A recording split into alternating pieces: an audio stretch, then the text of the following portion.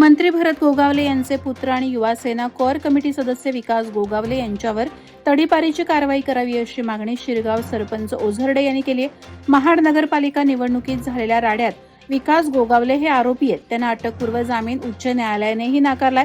आगामी निवडणुकांच्या पार्श्वभूमीवर त्यांच्यामुळे महाडमधील वातावरण बिघडू शकते हे लक्षात घेऊन निवडणुकीची प्रक्रिया पार पडेपर्यंत विकास गोगावले आणि साथीदारांवर हद्दपारीची कारवाई करण्यात यावी अशी मागणी राष्ट्रवादी आणि शिवसेना ठाकरे गटाच्या पदाधिकाऱ्यांनी अधीक्षक कार्यालयात निवेदन देऊन केली आहे.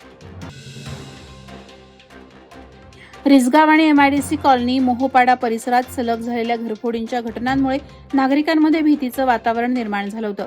अखेर रसायनी पोलिसांनी परराज्यातील कुख्यात धार गँगचा पर्दाफाश करत मोठे यश मिळवले. रायगड जिल्हा पोलीस अधीक्षक आंचल दलाल यांनी आयोजित पत्रकार परिषदेत याची माहिती दिली. या कारवाईत मध्य प्रदेशातील धार जिल्ह्यातून आरोपी प्रकाश आलवा याला अटक करण्यात आली असून त्याच्याकडून सुमारे 3 लाख रुपयांचे सोन्याचे दागिने, रोख रक्कम आणि चोरीची दुचाकी जप्त करण्यात आली. 4 घरफोडीचे गुन्हे उघडकीस आले असून सीसीटीव्ही फुटेज तपासासाठी निर्णायक ठरले. या यशस्वी कारवाईबद्दल नागरिकांनी पोलिसांचं कौतुक केलंय. रसायनी हद्दीतील अतिरिक्त पाताळगंगा एमआयडीसी परिसरात कराडजवळ 2 दुचाकींच्या समोरासमोर धडकेत भीषण अपघात झाला. सोमवारी दुपारी सुमारे 3 वाजता रेन्यूसिस कंपनीजवळ हा अपघात घडला. या दुर्घटनेत 21 वर्षीय संतोष रामा लेंडे राहणार सारसई याचा जागीच मृत्यू झाला तर दुसरा दुचाकीस्वार किरकोळ जखमी झालाय. मिळालेल्या माहितीनुसार 2 दुचाकींची जोरदार धडक होऊन संतोष लेंडे याच्या डोक्याला गंभीर दुखापत झाली. त्याला तातडीने रुग्णालयात नेण्यात आलं, मात्र डॉक्टरांनी मृत घोषित केलं. घटनेनंतर रसायनी पोलिसांनी पंचनामा करून पुढील तपास सुरू केलाय. उरण तालुक्यातील चिरनेर गावात महिलांच्या पुढाकारातून दारूबंदीचा ठराव एकमतानं मंजूर करण्यात आला. गावात अनेक दिवसांपासून सुरू असलेल्या अवैध दारू विक्रीमुळे घरगुती हिंसाचार, कौटुंबिक कलह वाढले होते. या पार्श्वभूमीवर महिलांनी आक्रमक भूमिका घेत तातडीची ग्रामसभा बोलावली. या ग्रामसभेत महिलांसह ग्रामस्थांनी दारूबंदीचा ठराव मंजूर केला. ऐतिहासिक आणि धार्मिक परंपरा लाभलेल्या चिरनेर गावात दारूच्या व्यसनामुळे तरुण पिढी भरकटत असल्याने महिलांनी हे पाऊल उचललं. या निर्णयाचं महिलांनी जल्लोषात स्वागत केलं. ठरावाच्या अंमलबजावणीसाठी संबंधित प्रशासनाकडे पत्रव्यवहार करण्यात आला असून दारूबंदी टिकणार का याकडे सर्वांचं लक्ष लागलंय. पनवेल महानगरपालिकेच्या सार्वत्रिक निवडणुकीसाठी भारतीय जनता पार्टी, शिवसेना, राष्ट्रवादी काँग्रेस आणि Republican party of India Athawale गट यांची महायुती दिनांक 29 रोजी पत्रकार परिषदेच्या माध्यमातून अधिकृतपणे जाहीर करण्यात आली. या पत्रकार परिषदेत महायुतीच्या नेत्यांनी एकत्रितपणे उपस्थित राहून निवडणूक रणनीती आणि आगामी वाटचालीबाबत भूमिका स्पष्ट केली.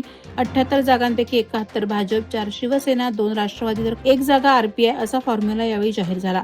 शहरातील मार्केट यार्ड येथे झालेल्या या पत्रकार परिषदेत पनवेल महानगरपालिका निवडणूक प्रमुख आमदार महेश बालदी आणि महायुतीच्या नेत्यांनी ही घोषणा केली.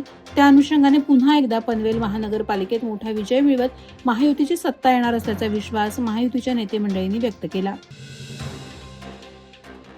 उरण तालुका पर्यटन नगरी म्हणून विकसित होत असताना मुख्य रस्त्यांवरील पथदिवे गेल्या अनेक दिवसांपासून बंद असल्याने नागरिक आणि पर्यटकांना मोठा त्रास सहन करावा लागतोय.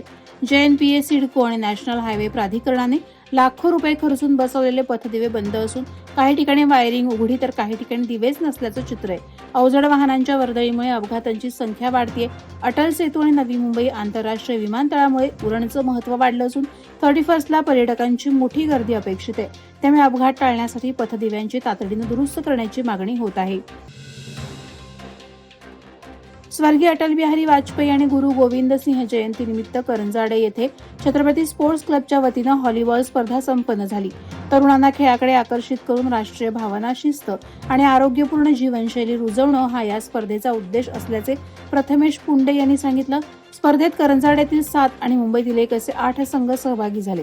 छत्रपती स्पोर्ट्स क्लब 1 आणि हॉलिडे पॅन्थर्स यांच्या चुरशीची लढत झाली. विजेत्या आणि उपविजेत्या संघांना गौरवण्यात आलं. प्रवीण बनकर यांना सर्वोत्कृष्ट खेळाडू पुरस्कारानं सन्मानित करण्यात आलं.